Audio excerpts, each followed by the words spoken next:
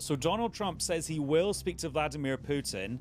Vladimir Putin said he wanted to speak to the Ukrainians in Turkey, but he didn't. But Volodymyr Zelensky of Ukraine went to Turkey anyway. What on earth is going on with talks between Russia and Ukraine? Are there even going to be any talks? And who will be talking on both sides? We will untangle it all and work out what it means for the future of the conflict on this episode of the BBC's daily news podcast, Newscast. Hello, it's Adam in the Newscast studio, and in the second half of this episode, we'll be talking about the magic number that tells you about the UK economy in the first 3 months of this year, and a number which Rachel Reeves, the Chancellor, will be really quite happy about. But first of all, what on earth is going on in Turkey? A few days ago, Vladimir Putin kind of surprised everyone by saying he would be willing to go to Turkey to have face-to-face talks with the Ukrainians. And then President Zelensky said he would go and have those face-to-face talks. But actually, the Russian delegation that have ended up in Turkey is quite a long way down the pecking order from Vladimir Putin. So, can we tell anything about what's going to happen in Turkey in the next 24 hours? Or actually, is this just one of those moments where we can take stock about what all the different players, whether it's Europe, the US, Ukraine or Russia, might do in the next few months? Because this seems like it might just be a bit of a staging post rather than a substantive moment. So let's do that now. And the person who can help us out is the BBC's Russia editor, Steve Rosenberg, who is not in Moscow. He's actually in Istanbul. Hello, Steve. Yeah, hello. I turn around and keep expecting to see Red Square behind me, but no, it's the Bosphorus. So nice to be in Istanbul for a little bit. A change of scene. And also returning to Newscast in the studio is Christopher Steele, former MI6 officer. Hello, Christopher. Hello there, Adam. So, not to make light of this important moment, Steve, but who is where doing what in Turkey at the moment? It's all got a little bit confused. It is a bit confusing, right? So let's look at Istanbul first. So these direct talks between Russia and Ukraine were scheduled to start today. They haven't started yet. We've been waiting all day, along with the world's media, outside a palace in Istanbul. They were due to start in the morning. Then we were told they were going to start in the afternoon. Then the Russian delegation said, we're here, but the Ukrainians haven't arrived. Meanwhile, in Ankara, that's where the Ukrainians have been. So President Zelensky has been in Ankara meeting President Erdoğan with the Ukrainian delegation. He said that a Ukrainian delegation will be coming to Istanbul. We're not sure when they're going to arrive, possibly late tonight, which would suggest that those talks, those direct talks, may start tomorrow. Now, the US Secretary of State, Marco Rubio, is in Turkey. He's been in Antalya at a NATO meeting. He is due to come to Istanbul tomorrow, along with Steve Witkoff, Donald Trump's special envoy. So it looks as if they may join these direct talks between Russia and Ukraine. Now, does that mean we expect a breakthrough? No, it doesn't. We don't know what to expect, really. There's been a lot of rumour, a lot of speculation in recent days that maybe even Vladimir Putin could fly in. Maybe Donald Trump would fly in for these talks. I think that's kind of gone away. The Kremlin said today that Vladimir Putin isn't expecting to come to Turkey, although I did ask his press secretary on a conference call today whether he excluded Putin flying into Turkey in the next few days. He didn't say no. He said, let's see how these initial talks go. So lots of things happening, a little bit bitty, and we're not quite sure what it's going to add up to. And Steve, where you are, it just sounds so evocative of Istanbul. It's almost like being there with you. Chris, you scoffed a little bit there when Steve was going through the cast of characters here. Is this kind of chaos that's calculated by somebody to be chaotic, or just actual chaos? I think it's probably actual chaos, Adam. I mean, one of the things we were told is that a very large contingent of Russian officials was dispatched to Turkey at the end of last week, possibly as many as 1,000. And that did rather indicate that the intention was that a very high-level delegation would come from Russia, probably including Putin himself, and for whatever reason, which we can discuss, possibly because not enough is on the table for Putin to justify his presence and his agreement with it. That does seem to have been rowed back from in the last few days. So, Steve, was there a world where actually something substantive could have happened in the next 24 hours, but something changed? I mean, the trouble is that we're not privy to all the conversations going on behind closed doors. It's difficult to know. But I want to tell you about something that happened a few days ago. This is when, late Saturday into Sunday, Vladimir Putin actually came out with this proposal of direct talks between Russia and Ukraine in Istanbul on Thursday. We were invited to the Kremlin. I was invited as part of a small group of journalists to what we were led to believe was going to be a press conference. And we waited for some 7-8 hours in the Kremlin until the wee small hours. And we were taken down to a room in the Kremlin. And just before this event started, we were told, no, it's not going to be a press conference. After all, just a statement. So Vladimir Putin had decided he didn't want to take any questions. He just came out, made a statement with this proposal of direct talks, and left. And I think the Russians at that point thought they'd played a blinder, because a few hours before, European leaders had come up with an ultimatum to Moscow that if Russia did not agree to a 30-day unconditional ceasefire, then Russia would face more sanctions, Ukraine would get more military assistance. And I think at that point, Vladimir Putin thought he'd sidestep that. He'd come up with his counter-proposal, a very clever offer. Then President Zelensky came out and said, OK, I'm going to go to Turkey, and I want you, Vladimir Putin, to come too, if you're serious about peace. And then things went quiet, very quiet, for days. The Kremlin said nothing, really, on Sunday, Monday, Tuesday, Wednesday, about these direct talks. And it was only late last night that the Kremlin actually announced the makeup of the Russian delegation. We really had no idea. Would Putin go? Would he not go? Would Sergei Lavrov, the foreign minister, go or not? I mean, and it was only yesterday we saw that actually the makeup of the delegation was a lower level one, with Vladimir Medinsky in charge, someone who was in charge of the last time Russia and Ukraine had direct talks 3 years ago, very much a Putin loyalist. I mean, what a sort of tangled web of things that have led us up to this point. Chris, I mean, Steve makes the point that this would be the two countries meeting at this level, if whatever level it's at, since before the invasion. I mean, does that have some symbolic value at the very least? In public, of course. I mean, our understanding is that there have or there were a number of meetings elsewhere secretly behind closed doors. But certainly, I think that this is all about impressing or neutralizing the Americans and Donald Trump. It's all about Russia and Ukraine both trying to present themselves to the Americans as willing participants in a peace process.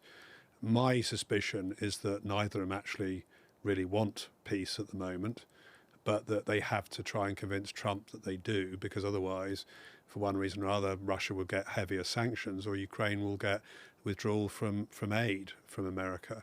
So I think that's what it's all about. It's a sort of, it's a spectacle, really, in front of the Americans. And the problem is at the moment, as we were saying earlier before we came on air, is that American diplomacy is chaotic at the moment. The Ukrainians have certainly found that they get different messages from the different representatives, whether it's Kellogg, the special representative for Ukraine, or Rubio, the Secretary of State, or Trump himself. And often Trump contradicts what's said by the other two. And the Ukrainians really don't know what to believe. And I think actually, although that was a problem for Ukraine up until this point, it's now become a problem for Russia as well. Well, you mentioned Donald Trump. Let's listen to the president, who was traveling on Air Force One and was asked a question about all of this by our Americast cousin, Anthony Zurcher, who was the pool reporter on the plane at that point. Mr. President, are you disappointed in the level of the delegation that the Russians sent to Turkey? I don't know anything about it. I'm not disappointed in anything. Who are you from? BBC News. I'm not disappointed. What would I be disappointed? We just took in $4 trillion, and he says, are you disappointed about a delegation? I know nothing about a delegation. I haven't even checked. Look, nothing's going to happen until Putin and I get together, okay? And obviously he wasn't going to go. He was going to go, but he thought I was going to go. He wasn't going if I wasn't there. And I don't believe anything's going to happen, whether you like it or not, until he and I get together. But we're going to have to get it solved because too many people are dying. Thank you. You're going to land right now. Thank you. Thank you, sir. Thank you, sir.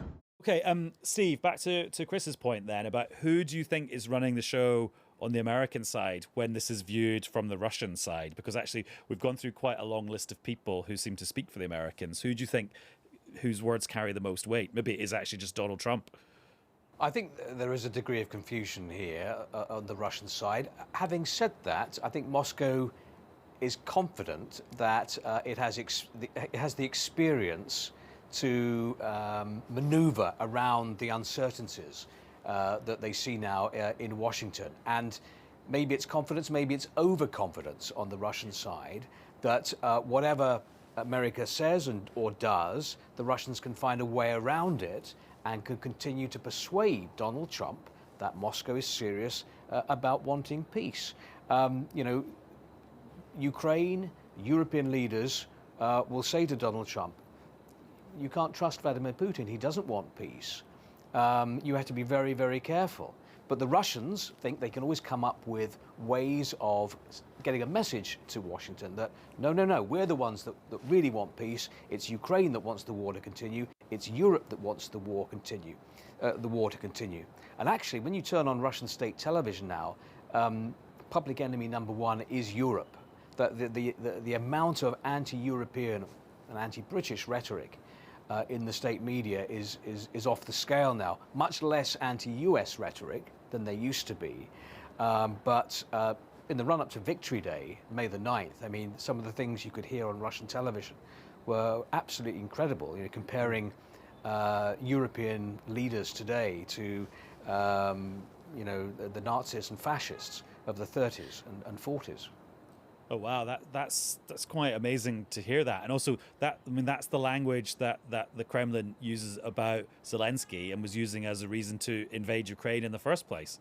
Absolutely, and they still talk about the importance of denazification of Ukraine. It's something that Vladimir Putin talked about, when he launched the full-scale Russian invasion of Ukraine. This idea that Ukraine is a modern Nazi power that has to be denazified. And so this is part of the alternative reality that has been created in Russia.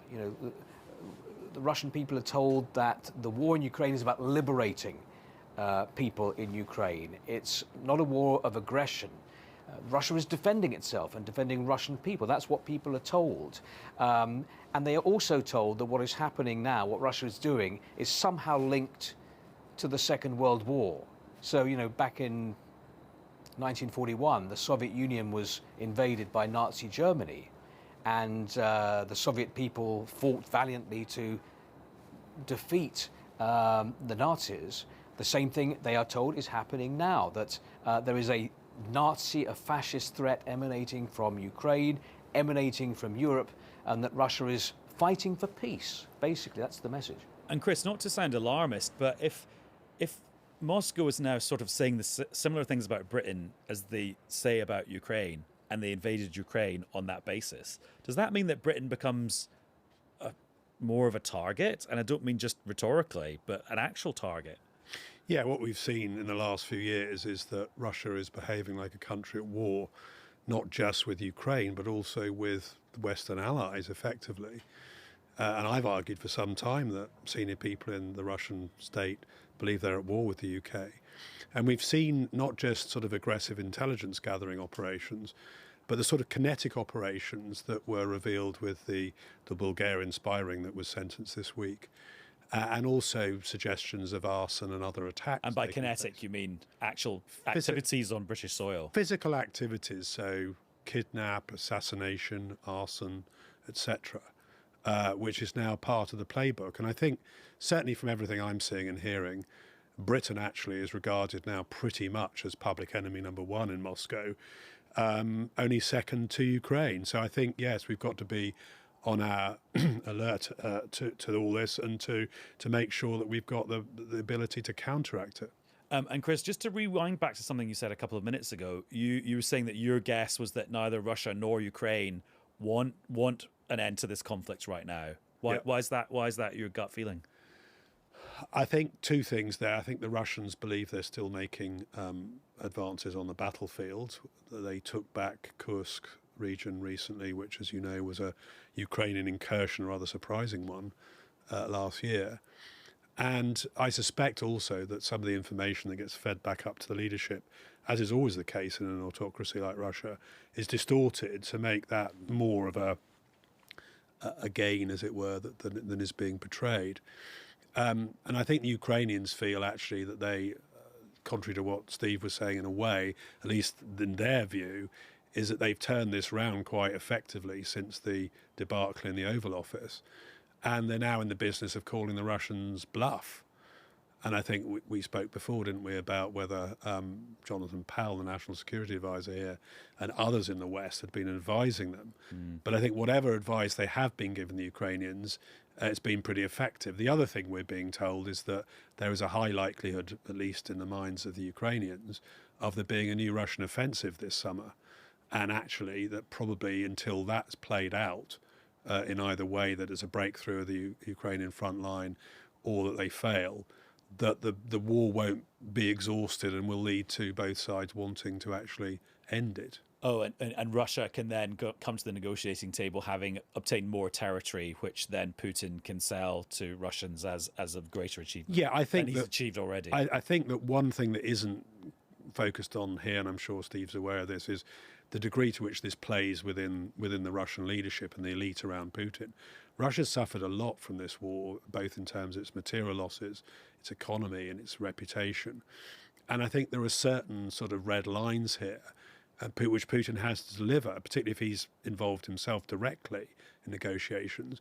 And I suspect one of them is the removal of Zelensky as president, or his standing down, which seemed quite likely a couple of months ago and much less likely now. And secondly, a legal and international legal recognition of Crimea, at least, as Russian territory, which might be forthcoming from the Americans, but it certainly won't be from the Europeans. All very important and interesting things to bear in mind in kind of the medium term. But Steve, just before you go, it's about 25 to 7 on Thursday UK time. In the next 24 hours or so, what clues will you be looking out for where you are? Okay, we're not going to get anything substantial by the sounds of things, but what are insubstantial things that might be revealing nonetheless? Okay, well, let's look to see, number one, whether these talks actually get underway between Russia and Ukraine. I mean, that would be a sign, the first direct talks between Moscow and Kiev for more than 3 years. Let's see what they're going to be talking about. What's the agenda going to be? Are they going to be talking about a ceasefire? Will there be any progress towards achieving what Ukraine wants? In other words, for Russia to sign up to a 30-day unconditional ceasefire. If progress is made, that's a sign that perhaps, these talks could continue and perhaps on another level. But, expectations are low. I think when we saw the makeup of the delegation last night, the Russian delegation, I think expectations fell a little bit.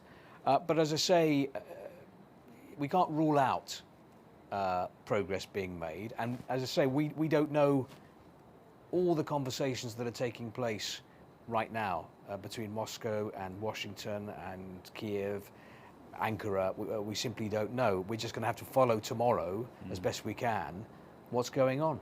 Well, Steve, it's been great having a conversation with you today. Thank you. You're welcome. Best wishes. And Chris, good to see you too. Thank you, Adam. Pleasure. Now, I promised you the surprisingly positive news about the British economy and a magic number. The magic number is 0.7%. And the surprise is that is how much the UK gross domestic product, the total value of the economy, grew in the first 3 months of 2025. This is A, quite different from what forecasters were expecting, and B, quite different from the economic picture from much of last year. And it means the UK will be on course to be the fastest growing economy in the G7 group of the richest nations. Earlier on, I spoke to our Deputy Economics Editor, Dharshini David, to just find out why the 0.7 number is the number. And also, is this the sort of number that we might see for the rest of the year? Is it sustainable? And here's what Dharshini had to say. Dharshini David is here. Hello, Dharshini. Adam, hello. Right. So the big number, 0.7%. Yes. When it comes to a quarter's economic growth, is that a big number? Is that a big number? Well, I didn't quite bring cakes and bubbles in, even though obviously that's the way we like to do these things. But yeah, we haven't seen this kind of growth for quite a while. It is something to sit up and go, wow, okay, we can do this. We can see our economy expand at that kind of rate. Consumers are doing better. Companies were investing. It sounds like sort of happy days. It's great. Chancellor saying we've turned a corner. Those are the kind of numbers she wants to see. But as we always say, there's a lot more going on than there appears to be at first sight. Yeah, so is this kind of genuine economic growth? And you could draw a line from that to, is Labour's plan to get economic growth? Is this proof that the plan is working? Well, the Chancellor says we've turned a corner. We may well have done, but we don't know what's around that corner. And I think this is the absolutely crucial thing, because when you look at that first quarter and what is going on there, and a lot of people feeling more flush because their incomes are rising faster, etc., that was the story so far. It's like season one looked like that. There was other things going on in season one, which was that companies were thinking there could be tariffs looming. And if you see what actually made up a lot of that growth, a lot of it was trade, because companies were selling stuff over to America, trying to get things over before tariffs came in. So there's a bit of sort of, pre-storm stock building. Yeah, because and this is the thing about these numbers. You've got to put yourself in your shoes from January, February, and March. Yeah. And of course, Trump's big tariff day was the 2nd of April. So this was all when we knew something was going to happen, but we didn't know what it was going to be. Absolutely. And if you look at what firms here were buying, that investment, a lot of it was machinery and transport stuff. So expensive, bulky things, which again, are they going to attract tariffs or see some kind of disruption in the future? So I shouldn't say this as an economics geek, but the numbers aren't really the interesting stuff. It's the stories that lie beneath all of this. Yeah. Also, is there something about gold as well that we need to factor in here? There's always something to do with gold, and trading gold can swing numbers around quite a lot. And that seems to be the case here. There is a little bit of distortion going on from gold. But the really fascinating stuff is what happens after March, right? And when we look at what all the surveys are telling us, it could be quite a different story. Now, we know things got off to a brighter start than we expected. That's great. And hopefully that'll carry on in some kind of vein. But those tax changes, national insurance rises, the changes to national minimum wage came in. And of course, the NICs didn't come in until the first week of April. You just spoilt my line on that one. Sorry. Yes, that was going to be the punchline. Yeah. Right? It all came in April. So although we saw some firms that we've been speaking to saying, even at the start of the year, we were rethinking plans because we knew our costs were going to go up, it doesn't really hit until April. And that's where you are starting to see, for example, there are 100,000 fewer people employed now, or rather were employed in April than they were a year before in hospitality. And we know that's one of the sectors where they're most worried about these kind of changes, because it adds the most to their bills, because guess what? They rely very heavily on labour to get their businesses going. So those kind of changes have come in. We also know that water bills, energy bills, council tax bills, they all went up in April too. So households are feeling a little bit more edgy about those kind of things. And if I'm not overdoing the gloom already, tariffs actually did come in, right? So even though you've seen these trade deals, for many companies, you're still seeing more hurdles when it comes to trading with America and other countries too. And we did have a good few weeks of tariffs on cars and steel and aluminium being much higher than they have ended up being. So, of course, that will have had an impact. As the uncertainty will have done as well. Yeah. So, well, that brings me on to my next question, which is kind of a philosophical one, and it's probably impossible to answer. But can good economic news beget good economic news? Like, is there such a thing as like the economic mood? And so some better than expected numbers then make people invest in a way that they weren't going to invest if the news had been gloomier. Totally. I mean, economics is a social science. A lot of it depends on human behaviour. And we are not spreadsheets, right? We are influenced by what's going on around us. And if companies are going, actually, you seem to be quite happy about investing, and it sounds like we're on firmer footing than we were, that does make you more confident about investing. It doesn't mean that all the kind of various storm clouds have dissipated altogether, but it does perhaps put you in a better frame of mind. Equally, if you're thinking, am I really better off? And you've got someone saying, well, GDP per head, as we like to call it, is higher than it was, which in itself has been quite a change in fortunes. That kind of thing makes you feel like, okay, everybody else is feeling a bit better off. I should be more confident about doing what I want to do and spending money, and perhaps things aren't quite as gloomy. Is there a lesson here for the economic forecasters? Because these numbers are much better than most people were forecasting they were going to be. Yeah, well, I used to be an economic forecaster, so I'm not going to diss my people, put it that way. It's a really hard job to get the numbers absolutely right. And let's not forget, all of these numbers that come in, they're preliminary, they depend on surveys coming in and how businesses and households are filling them in. So piecing together the information is never easy. Predicting exactly what's going to go on isn't easy. There's all sorts of factors that play into it. And this is, let's not forget, this is only marginally better than economists had expected across those first 3 months of the year. But if you look back at January and you remember that a lot of economists, official economists included, were sort of saying, OK, this year's not looking quite as great as we thought. And we saw the halving of the forecast from our friends at the OBR and also the IMF sounding fairly gloomy. A lot of things have been changing and they were feeling particularly gloomy at one point. They'll feel slightly less gloomy now because that trade war, it's been de-escalated somewhat. But also, you're learning new bits all the time. And I always say, when you're doing economic forecasting, it's a bit like making a cake, right? You can have the same recipe as other people, but it depends on the ingredients you're putting in, the various assumptions you're making. And when you look at your assumptions, they are informed about what's going on at the moment as well. So when you look at these figures, some people will be recalibrating what they expect to happen over the rest of the year. And it's way too early to say what the knock-on effects might be on the public finances and what these numbers might mean for Rachel Reeves's calculations when it comes to the budget in the autumn. It is. I know we really like to kind of know where we are with that. But those forecasts, those assumptions are only put into place a matter of weeks before that actual event, right? And a lot can change, as we well know.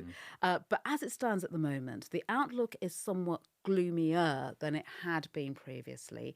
Borrowing costs are somewhat higher.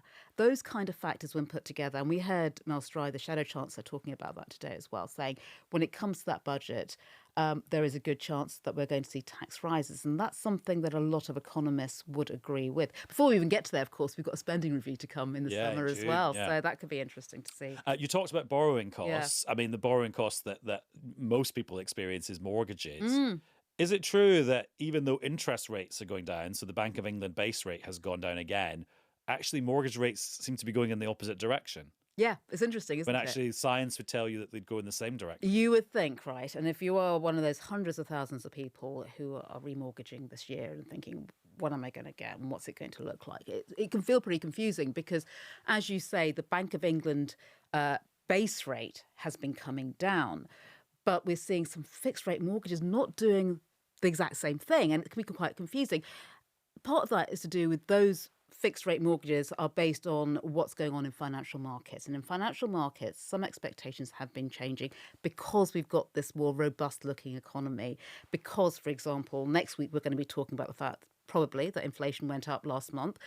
So those kind of factors, when the markets are looking at them, they're saying, well, perhaps the economic prospects aren't looking quite so downbeat as we previously thought. And of course, the flip side of that is that you don't then see mortgage rates coming down in the way you might expect. So the main takeaway from that bit of our conversation is you shouldn't just automatically see the Bank of England rate falling and think, oh, next time I do my mortgage will be lower than it is now, because mortgages are related to something else that's happening in the financial market. To long-term views of interest rates as well. So not just what's happening in the near term, but also what's likely to happen further out. And all of that gets part of the puzzle. But it's interesting to see Rachel Reeves today saying, oh, look, because we've got the economy on firm footing, the Bank of England is able to cut interest rates. Well, guess what? It's an independent bank. It'd be interesting to know what they think about the government trying to take the credit for lower interest rates on one part of the parcel. But it is a pretty complicated picture in that sense. And if you're a borrower right now, you might be thinking, what on earth is going on? And it's going to be pretty painful.